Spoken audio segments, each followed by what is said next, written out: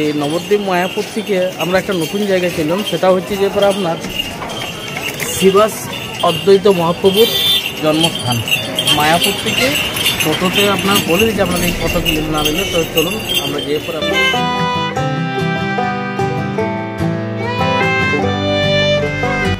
টোটোতে আপনার যদি ঘুরে যাওয়া হয় তো আপনার অনেক দূর রাস্তা, বুঝলেন। তার জন্য আমাদেরকে ফেরিঘাট হয়ে নিয়ে যাবো বললো। তো আমাদের 4 জন ছিলাম, 15 টাকা ভাড়া নিল, বুঝলেন, 4 জনের কাছে। তো সেই আমরা শান্তিপুর চললাম, অদ্বৈত মহাপ্রভুর জন্মস্থান। তো চলুন আপনারাও দর্শন করবেন। আর দেখছেন কিভাবে পারাপার করছে, মানে এখানে মানুষের এইভাবেই পারাপার করে। যদি ঘুরে যেতে যায় অনেক দূর রাস্তা, বুঝতে পারলেন, তার জন্য এইভাবে পারাপার করে, একটু শর্ট হয় রাস্তাটা। যেভাবে চাপছে তাতে ভয়েই বটে, দেখছেন তো।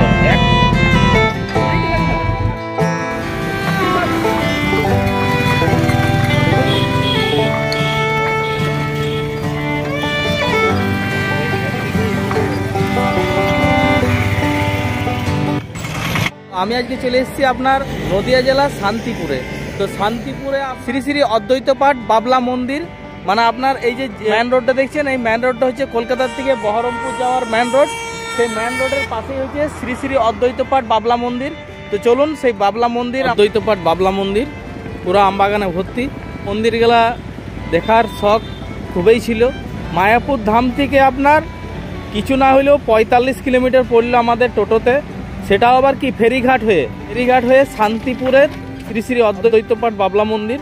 তো চলুন মন্দিরের ভিতরে যাই। পুরো আমবাগানে ভর্তি আর এই মন্দির।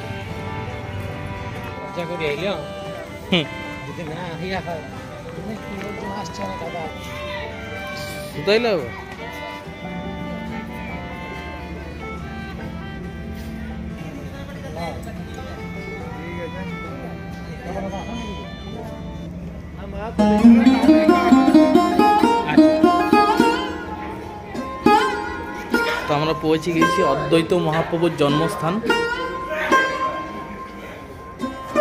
আপনারাও দেখুন।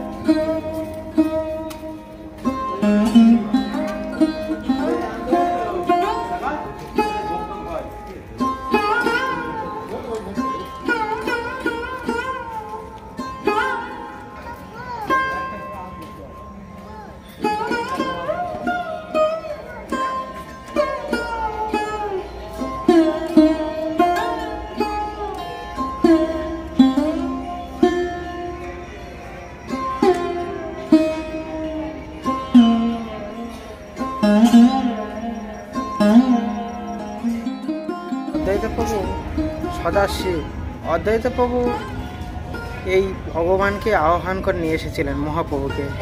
মহাপ্রভু স্বয়ং ভগবান কৃষ্ণ গৌর অবতার হয়ে এসেছিলেন। পঞ্চবিষ্ণু সদা শ্রীকৃষ্ণ মানে চৈতন্য মহাপ্রভু গৌর অবতার হয়ে এসেছেন। শ্রীকৃষ্ণ চৈতন্য প্রভু নিত্যানন্দ সদা বলরাম নিত্যানন্দ প্রভু অবতীর্ণ হয়েছেন। আর সদাশিব অদ্বৈত প্রভু সদাশিব, এটাই কি জন্মস্থান অদ্বৈত মহাপ্রভু? হ্যাঁ, অদ্বৈত মহাপ্রভু এটা জন্মস্থান। অদ্বৈত চতুর্দশী ভিড় হয়, অদ্বৈত চতুর্দশী দোল পূর্ণিমার পর। আচ্ছা, আর এখানে তো রাসও তো খুব ভালো হয় না? রাস পূর্ণিমা এখানে হয় না? ওটা শান্তিপুর, প্রপার শান্তিপুরে রাস পূর্ণিমা অ্যাকচুয়ালি বৈষ্ণব ক্ষেত্রে আশ পূর্ণিমা হয় আলাদা, আর সাধারণ ক্ষেত্রে আশ পূর্ণিমা যা হয়, সাধারণ ক্ষেত্রে রাস হচ্ছে কাউকে দেখতে নেই বা রাস করতে নেই। তাই জন্যে আমাদের ধর্ম, সনাতন ধর্ম যদি পালন করে সবাই বৈষ্ণব, আর সনাতন ধর্ম না পালন করলে তাহলে নিজের ইচ্ছা মতন চলা হয়। সনাতন ধর্মের অর্থ কি না, প্রভুর আরাধনা করা। প্রভু আমাদের স্বয়ং ভগবান কৃষ্ণ গৌর অবতার হয়েছে, আমাদের মহাপ্রভু আমাদের খাদ্য দেওয়ার মালিক, খাদ্য দিয়েছে, সুরক্ষিত জায়গায় রেখেছে। তা আমাদের প্রভু হরিভজন করার জন্য আমরা এসেছি। তা হরিভজন না করার পরে আমাদের দুঃখময়, নিজের ইচ্ছা মতন চলছে বলে আমাদের দুঃখ। এই জায়গাটার নাম বলে এই জায়গাটার নাম হচ্ছে শান্তিপুর, অদ্বৈত প্রভুর ঘর। অদ্বৈত বাবুর ঘর শান্তিপুর। অদ্বৈত প্রভুর ঘর। আচ্ছা, আপনার নাম? আমার নাম পীতাম্বর। পীতাম্বর প্রভু। ঠিক ঠিক আছে, রাখি। হরে কৃষ্ণ। হরে কৃষ্ণ।